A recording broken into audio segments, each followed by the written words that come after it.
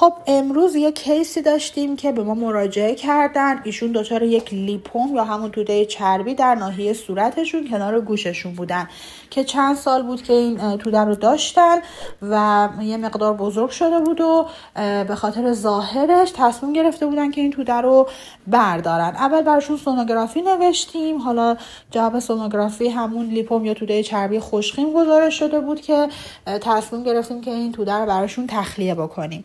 لیپوم ها در اصل توده های چربی خوشخیم هستن که زیر پوست رشد میکنن.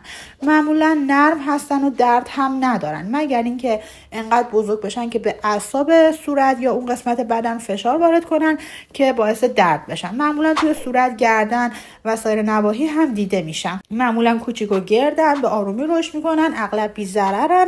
حالا ممکنه به خاطر دلایل ژنتیکی آسیب های پوستی یا تجمع غیر عادی سلول های چربی ایجاد بشن.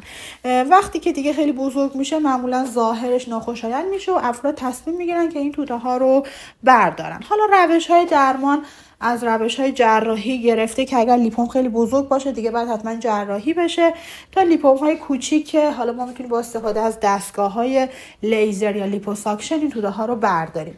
کاری که ما امروز داریم برای این آقا انجام میدیم، همونطور که میبینید اول براشون بی‌حسی تزریق شد که به هیچ عنوانشون دردی رو متوجه نشن و با استفاده از دستگاه کوتر ما شروع کردیم در واقع یک قسمت کوچیکی از این لیپوم رو سوزوندیم و بعد با فشار دست خیلی راحت همونطور که توی ویدیو میبینید کل چربی در عرض 2 دقیقه تخلیه شد.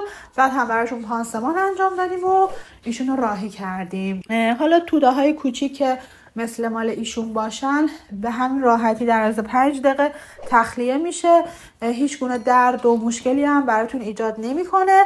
ولی اگر توده خیلی بزرگ شده باشه شاید نیازمند روش‌های جراحی هم باشه. اگه میخوای با تکنیک‌های زیبایی آشنا بشی حتما کانال منو سابسکرایب کن و ویدیوهای دیگه داخل پیجم رو ببین.